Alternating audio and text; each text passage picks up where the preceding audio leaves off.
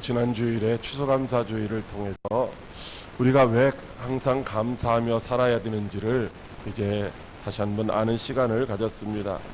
우리가 어떤 환경 속에서도 낙심하거나 절망하거나 좌절하거나 원망하는 것이 아니라 감사해야 하는 것은 부모가 자녀를 잘 되기를 바라는 마음에서 징계하는 것처럼 예수님도 죄와 허물로 말미암아 영원히 죽을 수밖에 없는 우리들을 불쌍히 여기시고 예비하신 천국에서 영원히 영생복락을 누리는 삶을 살게 하시려고 때로는 우리를 연단도 하시고 징계도 하시기 때문이다라고 말씀을 드렸습니다.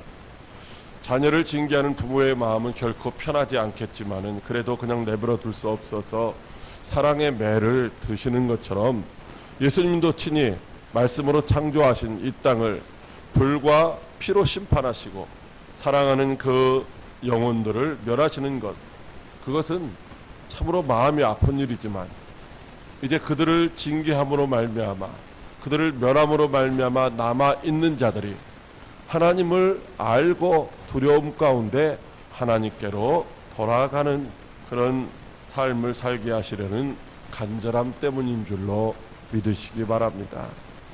그래서 예수님은 5번째 심판 재앙을 통하여 황충에 쏘는 것으로 인하여 혀를 깨물고 죽고 싶은 그런 괴로움을 당하게는 하셨지만은 이제 아주 죽게는 하지 아니하셨던 것입니다.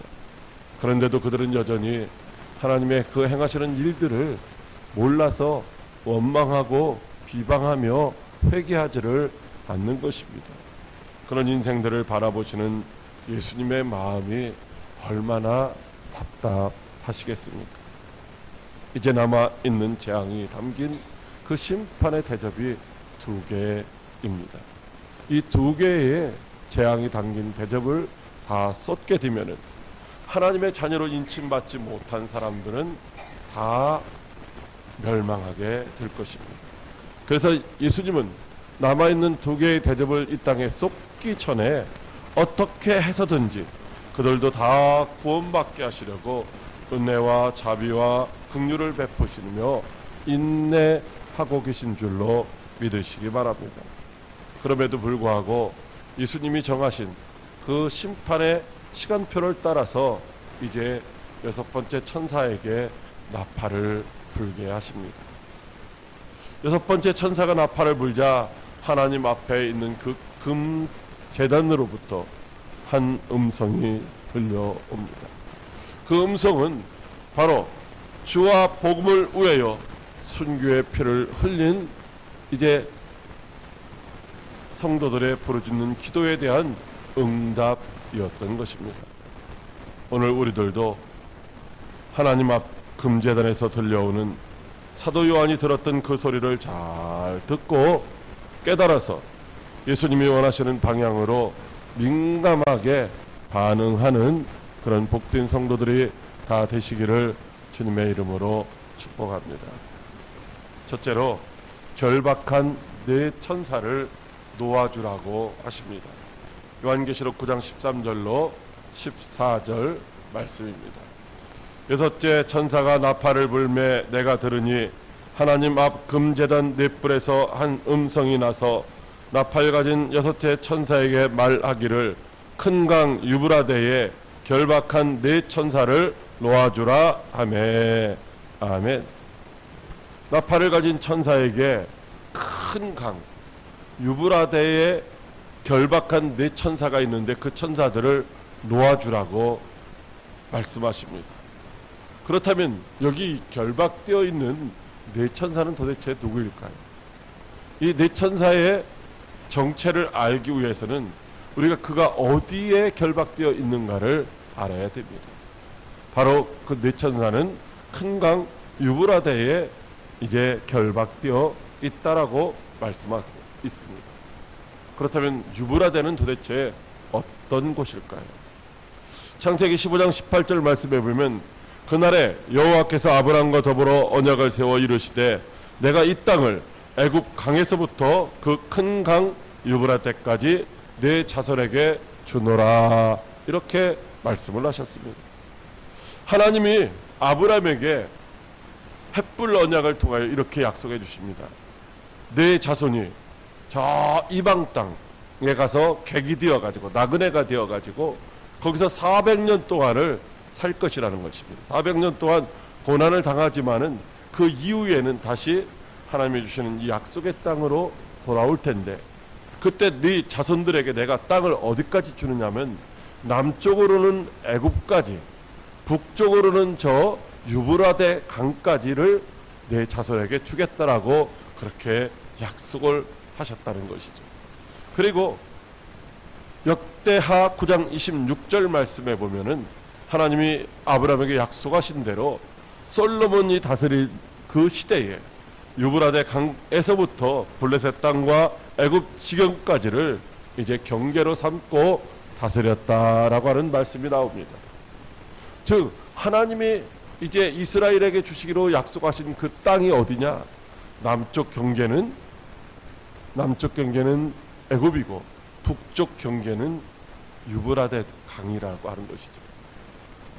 자, 이렇게 이 유브라데는 이스라엘, 즉 하나님이 주신 약속의 땅의 북쪽 경계를 이제 삼고 있는 곳이 유브라데 강이다라고 하는 것입니다. 또 유브라데는 이사야 8장 6절로 8절 말씀에 보면 이 백성이 천천히 흐르는 실로암 물을 버리고 르신과 르말리아의 아들을 기뻐하느니라. 그러므로 내 주가 흉흉하고 창일한 큰 하수 곧 아스로 왕과 그의 모든 의력으로 그들을 덮을 것이라. 그 모든 골짜기에 차고 모든 언덕에 넘쳐 흘러 유다에 들어와서 가득하여 목에까지 미치리라. 임마누엘이여 그가 펴는 날개가 내 땅에 가득하리라 하셨느니라. 이렇게 말씀하셨는데, 바로 여기 실로암 물은 예루살렘에 있는 그 실로암 물을 의미하는 것입니다. 그런데 그들이 누구를 기뻐해요? 르신과 르말리아의 아들을 기뻐했더래요. 르신은 누구냐면은 저 북쪽에 있는 암몬의 왕이었어요. 당시에 암몬이라고 하는 이 아람 나라의 왕, 아람의 왕이고요.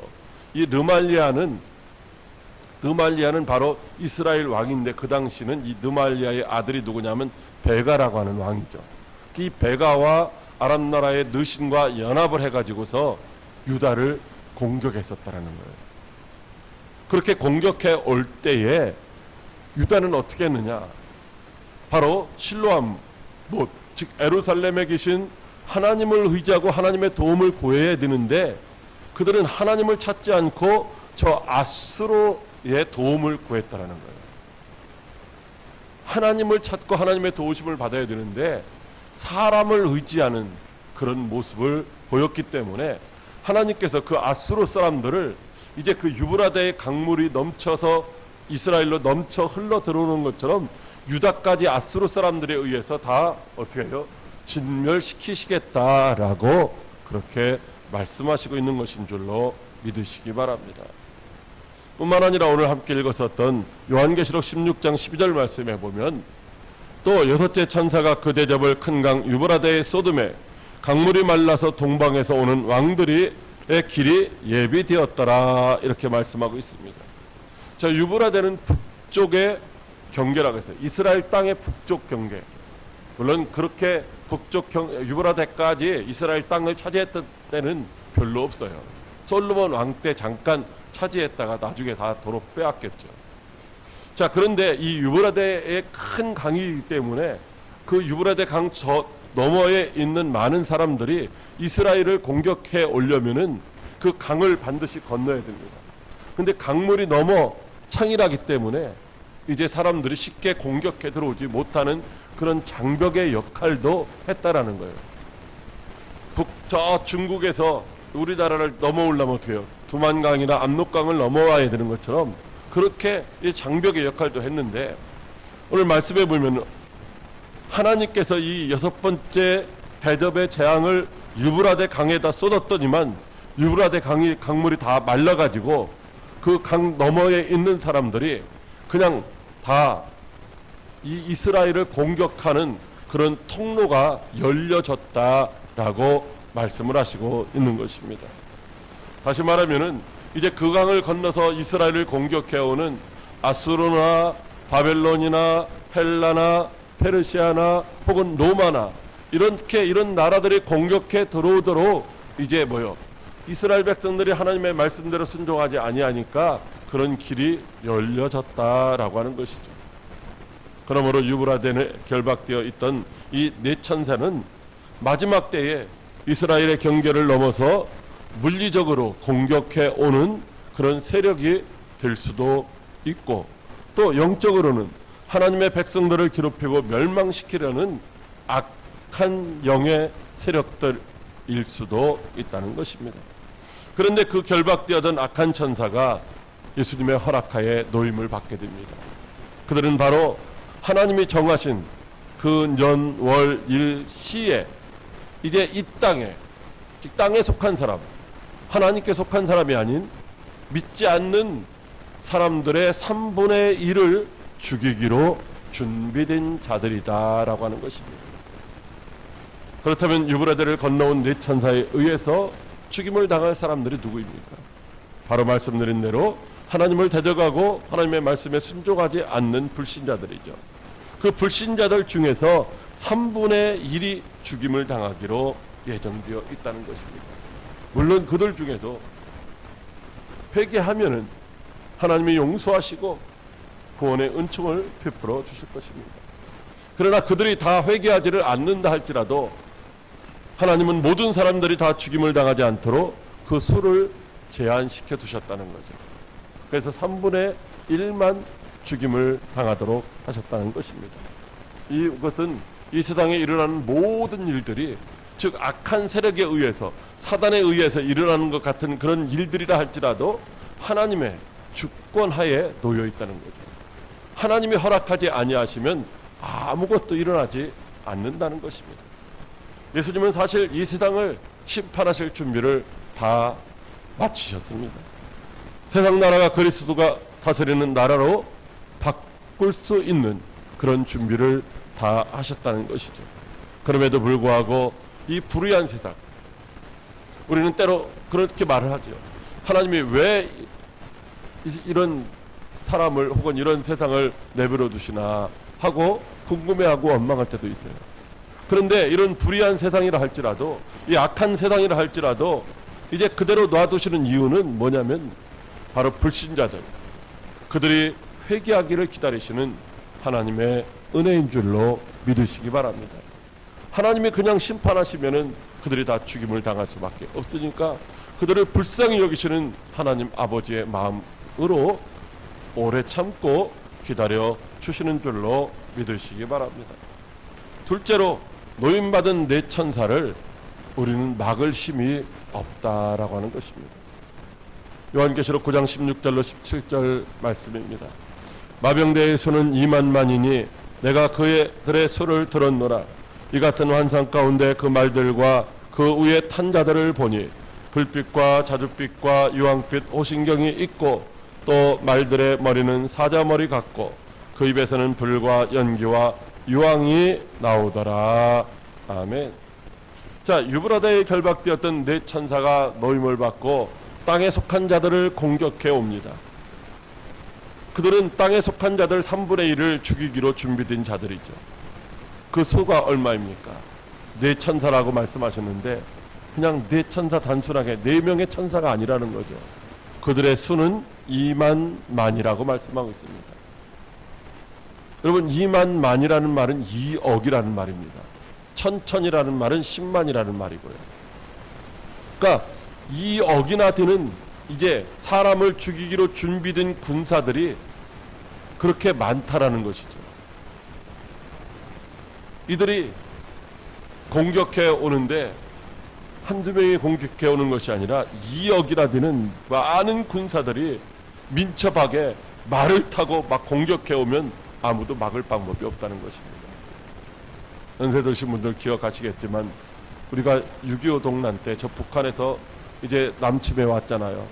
그래서 다 밀려가지고 나라가 망할 위기, 저 낙동강까지 밀려 내려갔다가 하나님의 은혜로 유엔군이 개입해서 다시 이제 밀고 올라갔습니다.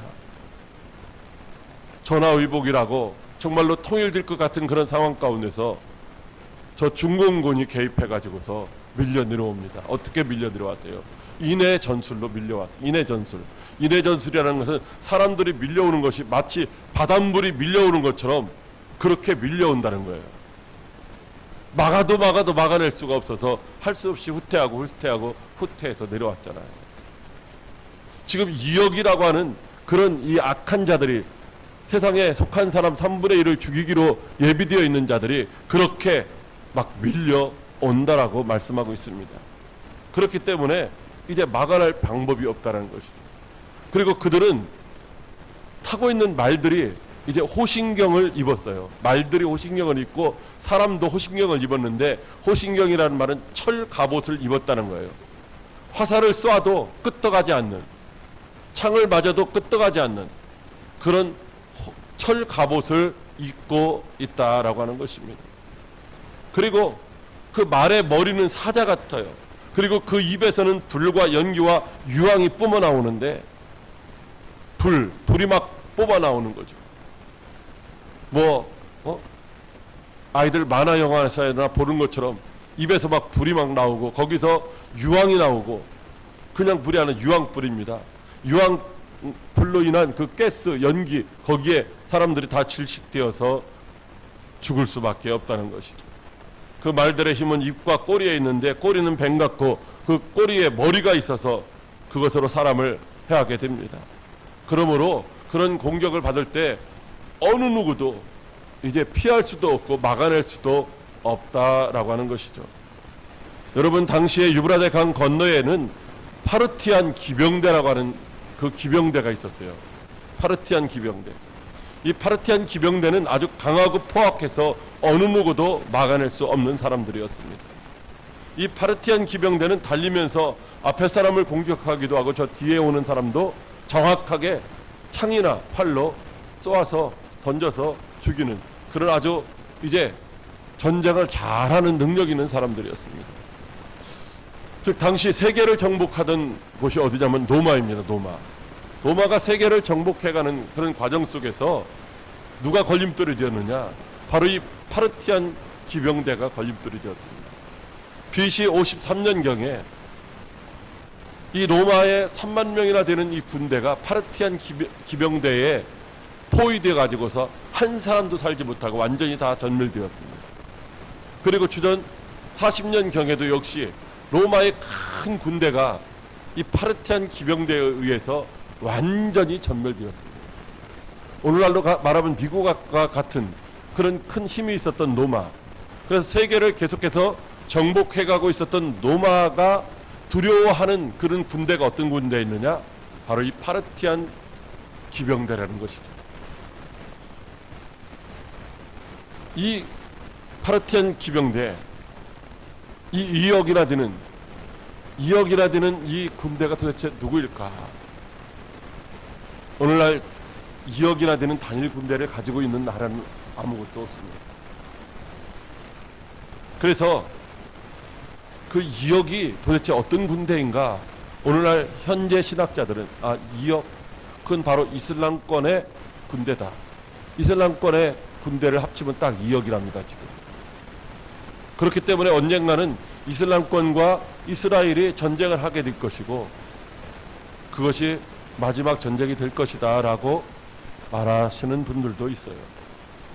그러나 이 2억이라고 하는 이 말은 사실은 강한다고 하는 의미와 많다라고 하는 그런 의미를 가진 영적인 세력으로 보기도 하는 것입니다. 그래서 그것은 오늘날 어둠의 영인 사단의 지배를 받아 하나님의 말씀인 진리를 대적하는 철학적인 이론이나 혹은 인본적인 가치를 추구하는 학문이나 사상일 수도 있다는 것입니다. 다시 말하면은 혹은 뭐 페미니즘 사상이라든지 혹은 동성애 사상이라든지 이런 사상들이 이제 뭐요? 진리의 말씀을 거역하게 하고 진리 안에 거하지 못하게 하는 그런 일을 한다는 거죠. 요한계시록 16장 13절로 14절 말씀에 또 내가 보매 개구리 같은 새 더러운 영이 용의 입과 짐승의 입과 거짓 선지자의 입에서 나오니 그들은 귀신의 영이라 이적을 행하여 온 천하 왕들에게 가서 하나님 곧 전능하신 이의 큰 날에 있을 전쟁을 위하여 그들을 모으더라라고 말씀을 하시고 있습니다. 즉 이 유브라데는 이 영적인 네 천사는 도대체 누구이냐? 바로 개구리 같은 새 더러운 영이 나오는데, 아까 불과 연기와 유황불이 나오는데, 연기가 나오는데 바로 그것이 무엇이냐면 개구리 같은 새 더러운 영에 있는데, 바로 용의 입과 짐승의 입과 거짓 선지자의 입에서 그것들이 나온다라고 말씀을 하고 있어요. 이 용의 입은 사단을 가리킵니다. 짐승, 거짓 선지자, 오늘날 그들을 통하여서 이제 많은 사람들을 유혹하고 미혹하는 잘못된 이론이라든가 사상들이 있다라는 거예요. 그것으로 뭘 해요? 영적인 싸움을 하는 거죠. 오늘날 싸움이 어떻게 일어납니까? 정치적으로도 싸움을 하는 사람들이 있어요. 경제적으로도 싸움을 합니다. 근데 특별히 우리가 더 이제 경각심을 가지고 조심해야 될 것은 정치적인 싸움, 혹은 칼이나 창을 갖고 하는 싸움, 혹은 경제를 가지고 하는 싸움보다 더 중요한 것은 뭐냐면 문화적인 싸움입니다. 문화적인 싸움. 오늘 이 자리에도 우리 학생들이 많이 있지만은 이 문화, 잘못된 문화를 가지고서 하나님을 가까이 하지 못하게 만드는 그런 것들이 얼마나 많은지 몰라요. 여기에 몰두되어서 하나님을 떠나면 어떻게 돼요? 결국은 이제 영원히 멸망당하게 된다라고 하는 것입니다. 이 귀신의 영이 많은 이적을 행하며 온 천하를 끼고 지배하려고 합니다. 결국은 세상 나라를 다스리며 하나님을 대적하여 싸우려는 이런 사람들, 즉 인본적인 이론과 사상으로 무작한 입을 가지고서 그렇게 사람들을 유혹하고, 이제 꼬리는 뭐냐면 뒷모습의 아름다움을 가지고 사람들을 미혹한다고 하는 것이죠. 사단의 능력으로 이적을 행하며 많은 사람들을 이제 멸망하러 유혹합니다. 그때 사람들은 많은 다음 세대들은 이제 그것이 진리인 줄 착각하고 그것을 따라가다가 결국은 하나님을 모르는 상태에서 3분의 1이 다 죽임을 당하게 된다고 말씀하시고 있습니다. 우리는 성령의 능력이 아니고서는 그것들을 결코 이길 수가 없습니다. 그러므로 사단의 괴계를 물리치고 최후의 승리자가 되려면 반드시 진리의 말씀으로 무장하고 성령의 지도하심과 인도하심에 순종하는 삶을 살아야 할 줄로 믿으시기 바랍니다. 셋째로, 깨닫고 회개하는 자가 복이 있다고 하십니다. 요한계시록 16장 15절 말씀입니다. 보라, 내가 도적같이 오리니 누구든지 깨어 자기 옷을 지켜 벌거벗고 다니지 아니하며 자기의 부끄러움을 보이지 아니하는 자는 복이 있도다. 아멘. 악한 영들은 이적을 행하며 온 천하 왕들을 하나님을 대적하는 전쟁터로 모읍니다. 아마겟돈, 즉 무깃도라고 하는 이곳으로 모으는데, 이 아마겟돈 무깃도는 어떤 곳이냐? 바로 전쟁의 언덕 혹은 학살의 언덕이라고 하는 곳입니다. 저 갈멜살 줄기를 타고 내려오면 아주 그냥 작은 언덕이에요. 이 작은 언덕에 수없이 많은 전쟁이 일어났습니다.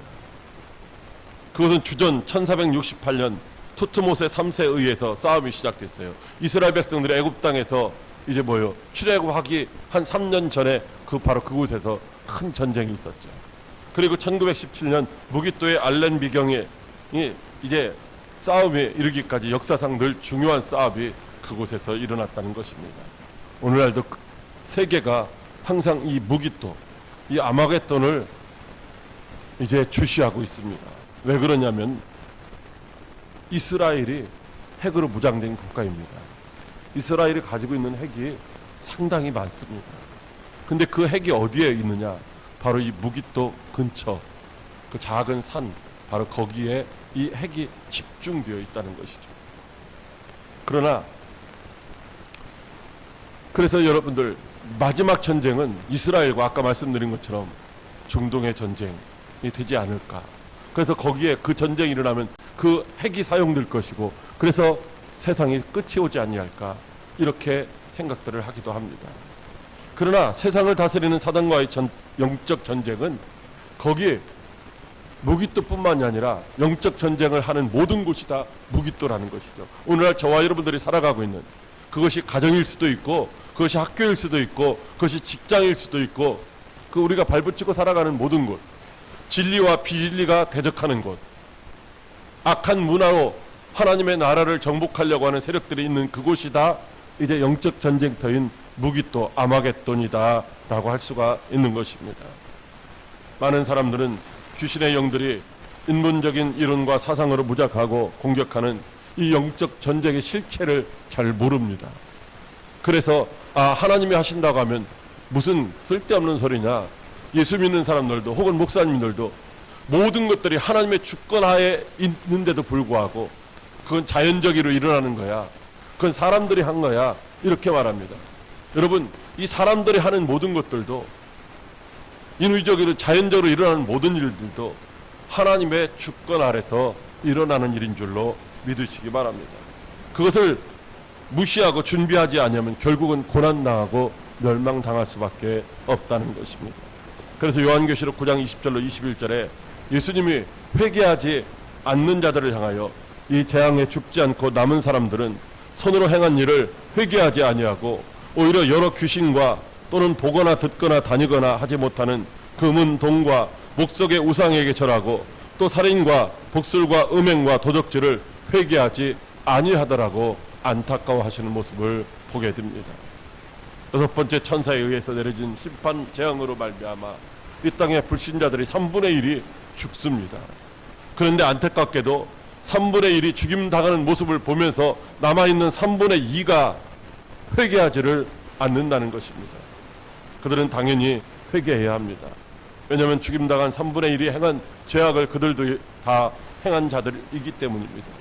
그들이 지금 죽임을 당하지 않고 남아있는 것은 죽임을 당한 자보다 무엇인가 더 낫기 때문이 아니라 하나님이 그들을 구원하시려는 은혜와 자비와 긍휼을 베풀어 주셨기 때문에 그들이 죽임을 면한 것이기 때문입니다.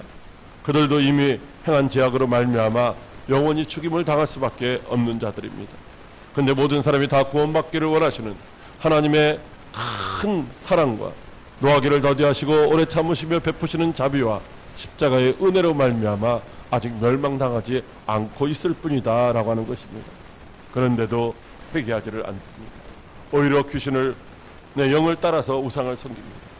사랑하는 광역교회 성도 여러분, 언젠가는 세상 나라는 멸망하게 될 것이고 그리스도가 다스리는 하나님의 나라로 바뀔 것입니다.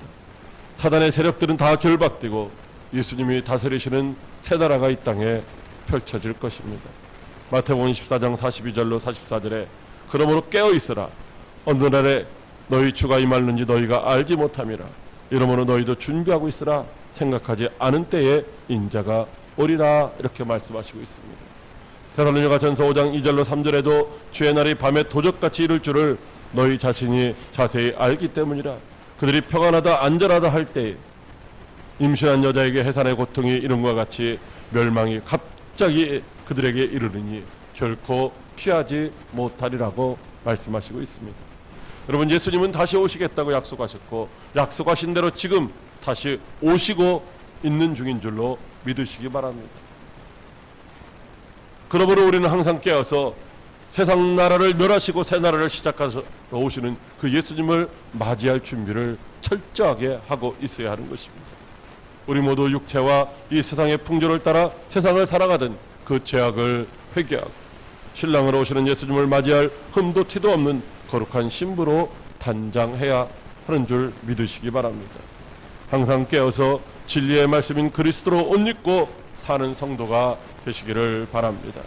우상과 불법과 죄악의 옷을 벗어버리고 회개하여 신랑으로 오시는 예수님 앞에서 벌거벗은 자로 부끄러움을 보이지 않는 그런 복된 성도 여러분들이 다 되시기를 주님의 이름으로 축복합니다. 기도하겠습니다.